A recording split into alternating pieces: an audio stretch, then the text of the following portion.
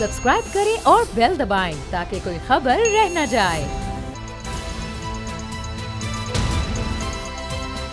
अब पता चला। श्रीलंका पाकिस्तान का दोस्त मुल्क, पाकिस्तान चाहकर भी उसकी मदद नहीं कर पा रहा। हालात ये हैं कि वहाँ पर जो हुक्मरान हैं उनके घरों को आग लगा दी गई, उनकी जायदादें भी बाहर थीं, लैम्बोर्गिनी और पता नहीं किस किस्म की गाड़ियाँ उनकी खड़ी थीं, उनको भी जला दिया गया। लोगों ने ज़दोकोप किया मेंबरान पार्लियामेंट को कि जी हुक्मरान यहाँ है, ख़ानदान यहाँ है, दो भाई वो इक़्तिदार में, उनकी औलाद बाहर भी बिज़नेस, बहुत पैसा। लोगों में इतना गुस्सा है कि अब तो ये हाल है श्रीलंका में कि उनके पास खुराक के लिए भी रकम ख़त्म हो गई है। श्रीलंका के ज़र मुआदा के ज़खायर ख़त्म हो चुके हैं, तेल के लिए पैसे नहीं हैं, लोड शेडिंग तो लफ्ज़ ही छोटा रह गया कि लाइट 24 घंटे में शायद आधा घंटा 1 घंटा, ये सूरत हाल है। दवाइयों के लिए भी पैसे नहीं है कि बाहर से दवाइयाँ मंगवाई जा सकें। ये हालात हैं इस वक्त श्रीलंका में। लगारी साहब, ये इस वक्त बहस मुल्क में चल रही है, मुझे खौफ आता है, दिल दहल जाता है श्रीलंका के हालात देखकर कि यहाँ पर ये सवाल पूछे जा रहे हैं इकोनॉमिस्ट से, दानिश्वरों से, साफियों से, आप जैसे लोगों से भी लोग सवाल करें कि खुदा न खास्ता कहीं हम श्रीलंका तो नहीं बनने जा रहे। क्योंकि बहुत से लोग कह रहे हैं कि अगर हम कुछ अरसा पहले के श्रीलंका के हालात देखें, कुछ अरसा पहले के, तो हम आज के पाकिस्तान के हालात देखें तो हम उसी तरफ खड़े हैं या उस तरफ जा रहे हैं। देखिए, उन्होंने बहुत आखिर में बहुत देर से जाकर वो इक़दाम किए जिसके लिए हम अब से कह रहे हैं कि भाई चले जाओ एक ऐसी जगह पर जहाँ पर सब मिल बैठकर सूरत हाल को ठीक करने की कोशिश करो। ये अभी 2 दिन की बात है ना कि जो गोटाबाया राजापाक्से के भाई ने, महिंदा राजापाक्से ने रिज़ाइन किया एज प्राइम मिनिस्टर और उनकी जगह पर रानिल विक्रमसिंघे आए।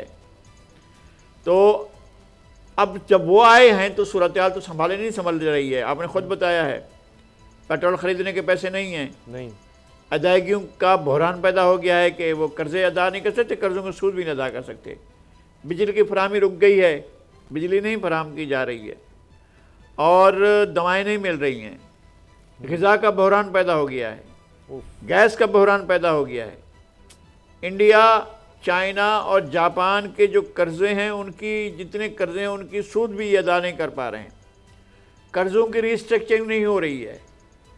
अगर कर्ज़ों की रिस्ट्रक्चरिंग नहीं होती है तो डिफ़ॉल्ट तो मुल्क कर चुका है, उसके आगे इसके खड़े होने के इम्कानात भी मादूम होते जा रहे हैं। असल बात यह हुई थी कि जब एक चलती हुई जमहूरी हुकूमत को डीरेल किया गया था आज से 40 साल पहले, उस वक्त संगीन गलती की गई थी। वही पाकिस्तान में भी और श्रीलंका में भी और बड़े हद तक दूसरे जगहों, शहरों पर भी, मुल्कों में भी ये एक ही चैप्टर था जो दोहराया गया। यहाँ ज़ियाउल हक को लाया गया, वहाँ जयवर्धने को लाया गया, बंगाल में ज़ियाउर रहमान को लाया गया। मुख्तलिफ मुल्कों पर मुख्तलिफ लाने वाले बादशाह और हैं जिनको अब ये कहा जा रहा है कि जनाब बैन अवी साजिश होती है। इस तरह की साजिशें पहले भी हुई हैं और मुल्कों में हुकूमतों की चेंज हुई है। वहाँ श्रीनवाब बिंद्रा नायके को हटाया गया और उनको हटाकर जयवर्धने को लाया गया, फिर जयवर्धने की जगह प्रेमदासा को लाया गया, फिर प्रेमदासा का मर्डर कराया गया, फिर रानिल विक्रमसिंघे आया, फिर राजापाक्से चंद्रिका कुमारतुंगा आई, फिर राजापाक्से सुप्रीम कोर्ट ने इंटरफेयर किया। मैं श्रीलंका की सुप्रीम कोर्ट की बात कर रहा हूँ, पाकिस्तान की सुप्रीम कोर्ट की बात नहीं कर रहा हूँ। वहाँ पर जो है उनको हटाया गया, एक इलेक्टेड प्रेसिडेंट को हटाया गया, चंद्रिका कुमारतुंगा को, उनकी जगह पर राजापाक्से को स्पेस दी गई। फिर राजापाक्से ने अपना राज कायम कर लिया। महिंदा राजापाक्से आमिर मुतलक बनकर बैठ गया, अपने भाई को इक़्तिदार में शरीक किया, बल्कि मालिक बना दिया, खुद उनका वज़ीर आज़म बन बैठा और मुल्क इस हाल को पहुँच गया। और उसका अंदर ये गुमान था कि मैंने अपने अहद के सबसे बड़े दहशतगर्द प्रभाकरण की लाश उठाने वाला कोई नहीं था, मैंने तामिल इलाम टाइगर्स को जो है ख़त्म कर दिया। अब मुझसे कौन पूछेगा? मईशत ने आकर पूछा, मईशत ने श्रीलंका को गले से पकड़ लिया है, अब वो लेटा हुआ है। उसामा, मैं डर रहा हूँ कि पाकिस्तान उस जगह पर पहुँच रहा है, मैं डर रहा हूँ। कल यही इमरान खान होंगे और यही नवाज शरीफ होंगे, यही आसिफ जरदारी होंगे, यही फजल रहमान होंगे, ये बैठे होंगे एक साथ सर जोड़कर कि आप इस मुल्क को इस सूरत हाल से कैसे निकालें। आज तो ठीक है, अपने जलसे भी कर रहे हैं, पॉइंट स्कोरिंग भी हो रही है, मुल्क उस तरफ को जा रहा है। अगर आपके पास है कि जनाब कोई ऐसी, जैसे मेरे भाई ने ख्वाहिश जाहिर की है क्योंकि इस तरह का है गर्दनें काट दे, लेकिन हमारे मुल्क में गर्दनें नहीं काटी जा सकती हैं। गर्दन हमेशा गरीब की कटती है, गर्दन उसकी कटती है जिसके पास कुछ भी नहीं है, उसके आखिरी पैसा उससे छीना जाता है, और जिसके जेब भरी हुई है उसकी जेब और भरी जाती है। खुदा न खास्ता ये मुल्क डिफॉल्ट कर गया तो पैसे वाले फिर अपने पैसों में मसरूफ रहेंगे और गरीब फिर वो अपनी लगवा लेंगे। वो जो प्लेटें होती हैं ना, वो जो सोलर एनर्जी की प्लेटें, वो अपने घरों पर लगवा कर बैठ जाएंगे, उनको नहीं चाहिए बिजली। अब भी कराची में बहुत से लोग ऐसे हैं जो सोलर पैनल लगवा कर बैठे हुए हैं और वो बिजली नहीं ले रहे हैं अपने के इलेक्ट्रिक से। तो अब वो भी यही करेंगे, लेकिन लोग मर जाएंगे, लोग यार मिट जाएगी मखलूक, तो इंसाफ करोगे यार, फिर बैठोगे उस वक्त जब हम सब कुछ गंवा चुके होंगे, फिर मिलकर बैठेंगे। ये एक वक्त की जरूरत है। राय साहब दुरुस्त फरमा रहे हैं, ये बार बार कहा जा रहा है कि सब मिल बैठकर, बल्कि ऐसे लग रहा है कि इनको ज़बरदस्ती कोई बिठा दे कि सब स्टेक होल्डर्स मिल बैठकर ये मुल्क के हवाले से फ़ैसला करें। मुल्क की सालमियत इससे जुड़ी हुई है, पाकिस्तान की मईशत से, वरना खुदा न खास्ता आप देख रहे हैं श्रीलंका के हालात क्या हो सकते हैं। आरफीन नामा, आरफीन मैं अभी देख रहा था, आप ज़रूर इस पर बात कीजिएगा कि सिर्फ दुबई में ही पाकिस्तानियों के 10 अरब डॉलर से ज़्यादा है यानी रियल इस्टेट में या इन्वेस्टमेंट में। तो हमारा मुल्क फिर गरीब तो नहीं है?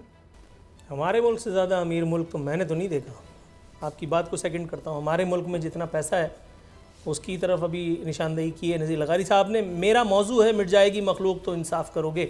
बहुत अच्छा है, सुप्रीम कोर्ट ने आज सोमोटो लेकर के वो एक तासुर जो था उसको भी गलत साबित कर दिया कि जी कोई विक्टिमाइजेशन किसी की तरफ से ख़ास तौर पर पीटीआई की जानिब हो रही है। बहुत अच्छा है। अली अहमद कुर्द साहब, उनका एक ट्वीट आपकी खिदमत में पेश करके फिर केस इस्टेब्लिश करता हूँ। अली अहमद कुर्द लिखते हैं, एक साबका चीफ जस्टिस जिसका हर फैसला आवाम ने रद्द किया, वो इस साबका वज़ीर आज़म को उसके घर मिलने जाता है जिसने ओपन कहा कि अगला जज हमारा आ रहा है। और फिर हम कहते हैं हमारा जुडिशियल निज़ाम 127वें नंबर पर क्यों है। ये है ट्वीट और ये तस्वीर लगी हुई है अली अहमद कुर्द की। मैं सिर्फ कोट करने का गुनाहगार हुआ हूँ।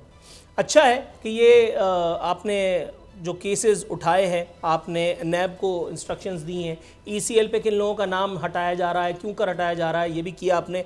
लेकिन कुछ और काम हैं, दस्तबस्ता अर्ज़ करते हैं कि आप उसको भी ज़रा देखिए, ज़रा चेक कर लीजिए कि ये पीटीआई का फॉरेन फंडिंग का जो मामला था पेस पकड़ चुका था। इलेक्शन कमिश्नर डट गए थे, इमरान खान ने भांप लिया था और इमरान खान ने अपनी तोपों का रुख चीफ इलेक्शन कमिश्नर की तरफ करके बाकायदा पब्लिक गैदरिंग्स में उनको नून लीग का एजेंट कहना शुरू कर दिया था कि अचानक से एक फैसला आया कि जी 30 दिन के अंदर ये जो केस का फैसला होने के लिए जा रहा है, इसको आप ज़रा रोकें।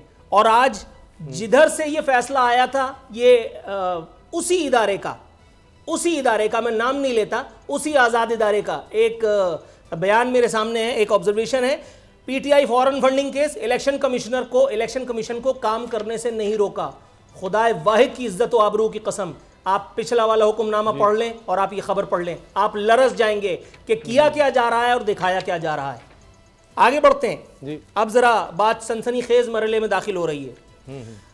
सिंध हुकूमत के तर्जुमान मुर्तज़ा वहाब की ये तस्वीर है। मुर्तज़ा वहाब ने कल प्रेस कॉन्फ्रेंस की है, बाकायदा सीटीडी के लोगों के साथ बैठ करके हो क्या रहा है उन्होंने बताया। मैं उन्हीं का कंधा इस्तेमाल करता हूँ। रियासत मुखालिफ कार्रवाइयों में मुलविस मुलजमान को जमानतें मिलना हम सब के लिए ख़तरा है। सदर धमाके के मुलजिम अल्लाह डिन्नू को पिछले साल कानून नाफिज करने वाले इदारों ने गिरफ्तार किया था, लेकिन इसके बावजूद उसे अदालत से जमानत मिली, जबकि सीटीडी के पास वाज़ेह शवाहिद मौजूद थे कि यह मुलजिम दहशतगर्दी के वाक़यात में मुलव्विस है। जमानत कौन देता है? मुर्तज़ा वहाब ने बता दिया, मुझे बताने की ज़रूरत नहीं है। और अब इत्तेहाद बैनुल मुस्लिमीन के दाई लरस जाएंगे। अब ये बिल्डिंग जो है बहुत बड़ी बिल्डिंग, इनके मकीन ये दहल जाएंगे कि अब मैं क्या बात करने जा रहा हूँ।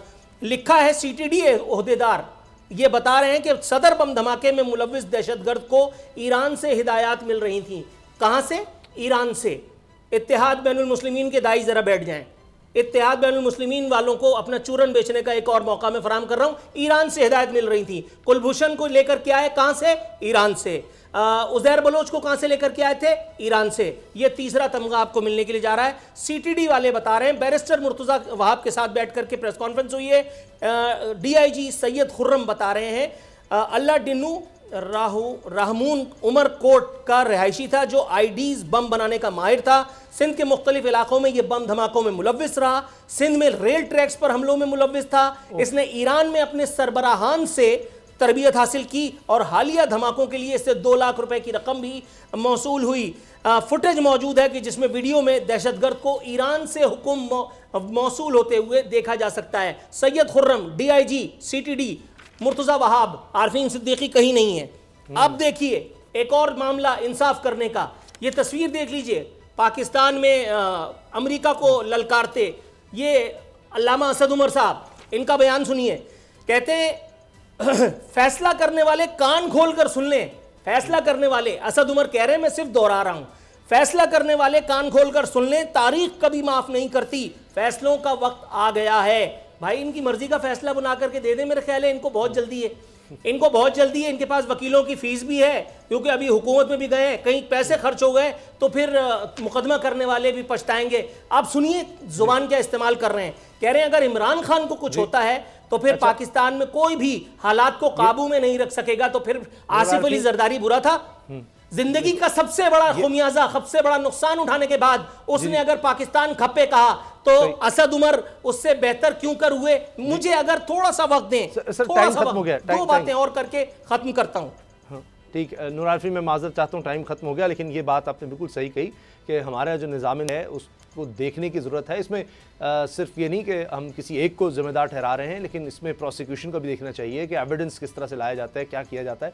इसको पहले इस दहशतगर्द को सज़ा मिल जाती तो आज शायद हम इस बड़ी दहशतगर्दी से बच सकते थे। प्रोग्राम देखने का शुक्रिया, इजाज़त दीजिए, अल्लाह हाफ़िज़। अब पता चला। सब्सक्राइब करें और बेल दबाएं ताकि कोई खबर रह न जाए।